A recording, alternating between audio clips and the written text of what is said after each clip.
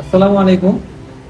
আপনারা যে বলেন যে আসলে আমরা কেন অ্যাডভান্স নেই, 50% কেন অ্যাডভান্সটা নেই, এটার মূল কারণ হলো এই যে এই কাস্টমারটাকে দেখছেন, এই যে উনি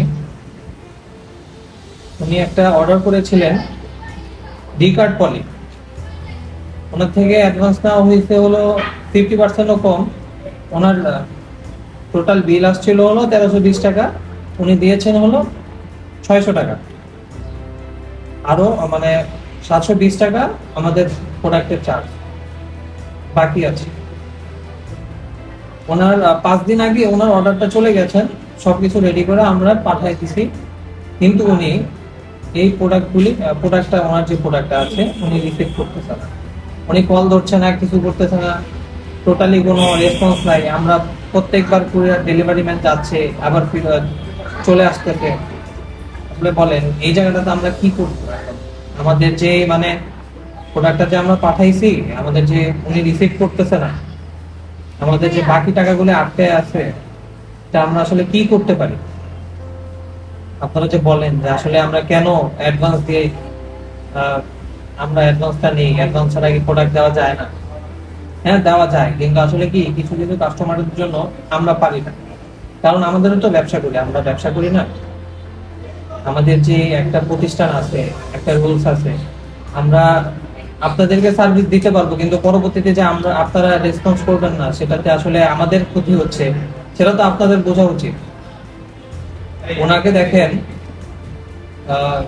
স্টেট ফার্স্টে কবে ওনার প্রোডাক্টটা চলে গেছে, 17 তারিখে ওনার প্রোডাক্টটা পাঠিয়ে দেওয়া হয়েছে।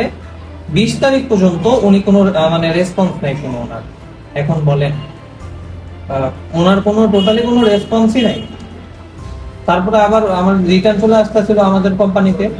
তারপর আমরা আবার রিকোয়েস্ট করলাম যে আসলে আবার একটু চেষ্টা করেন। উনি মানে ওনাকে ফোন দেওয়া হচ্ছে, ধরতেছে না। পরে দেখেন আমরা কল দিতেছি, কিন্তু উনি কল ধরতেছে না। এই যে ওনার নাম্বারটা, এই যে আমরা কল দিচ্ছি,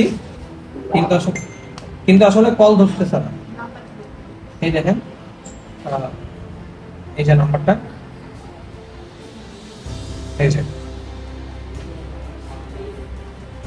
এই যে নাম্বার দেখেন, রিং হচ্ছে কিন্তু কল রিসিভ করতেছে না।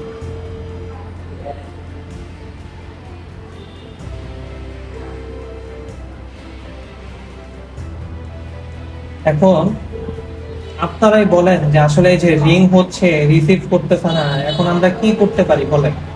মানে এই জিনিসটা আমরা কি করব?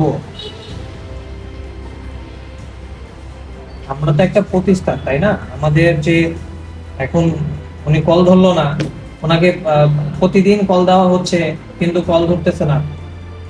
আমরা যে ওনাকে যে কাস্টমাইজ প্রোডাক্টটা যে ওনাকে তৈরি করে দিয়েছি, তো আমরা কি করব? এই দেখেন ওনার যে প্রোডাক্টটা, এই যে প্রোডাক্টটা আমরা তৈরি করে দিয়েছি, এই কাস্টমাইজ প্রোডাক্ট, এটা তো আমরা অন্য কারো কাছে সেল করতে পারবো না, বা অন্য কারো কাছে আমি এটা সেল করতে পারবো না, তাই না? এই যে ভিডিওটা দেখেন, ওনার প্রোডাক্টের ভিডিওটা। তো সুতরাং আমাদের মানে আসলে এই জায়গাটাতে একজন দুইজন খুব এটাতে আসলে সমস্যা করতেছে। এই 20% কাস্টমার যারা হলেন এরকম একটা কাজ করে, যেটাতে আসলে আমাদের একটা ইউজ অ্যামাউন্টের একটা লস যেটা হয়ে যায়। 10টা কাস্টমার যদি এরকম করে, 500 500 এরকম করে, তাহলে কিন্তু 5,000 টাকা আমাদের চলে যাচ্ছে। 5,000 টাকা কিন্তু অনেক। এই জিনিসটাতে একটা লস, আস্তে আস্তে এরকম করে কিন্তু অনেক টাকা আমাদের চলে যাচ্ছে। তো ঈদের আগে আমরা এখন আর কিছু বলতেছি না। অবশ্যই এটার বিষয়, এটার হবে, অ্যাকশন হবে, এটার বিরুদ্ধে অ্যাকশন নেওয়া হবে। ওনার আপনি যদি ভাই আপনি যদি দেখে থাকেন যে ভাই আপনি অর্ডার করেছেন, তাহলে অবশ্যই আপনার প্রোডাক্টটা রিসিভ করবেন, অথবা আমরা কোরবানি ঈদের পরে এটার অ্যাকশন নিব। এটার বিরুদ্ধে আপনি যে কাজটা করলেন অবশ্যই অ্যাকশন নেওয়া হবে। আপনার টোটাল ডিটেলস আমাদের কাছে আছে, নাম্বার, এভরিথিং সবকিছু আমাদের কাছে আছে। আমরা এটার বিরুদ্ধে অ্যাকশন নিব। আর আপনাদেরকে জানাই দিলাম যে আসলে এই জিনিসটা আমাদের অনেক ক্ষতি হয়ে থাকে। তো আপনারা সবাই সচেতন থাকবেন এবং অন্যদের থেকেও এই জিনিসটা আসলে আমাদের ক্ষতি হয় অন্য একটা ব্র্যান্ডের, এটা প্রত্যেকটা প্রতিষ্ঠানে এরকম হয়ে থাকে। তো আপনারা সবাই সচেতন থাকবেন, কেউ যেন কারো ক্ষতির কারণ হয়ে না দাঁড়ায়। সবাই ভালো থাকবেন। আসসালামু আলাইকুম।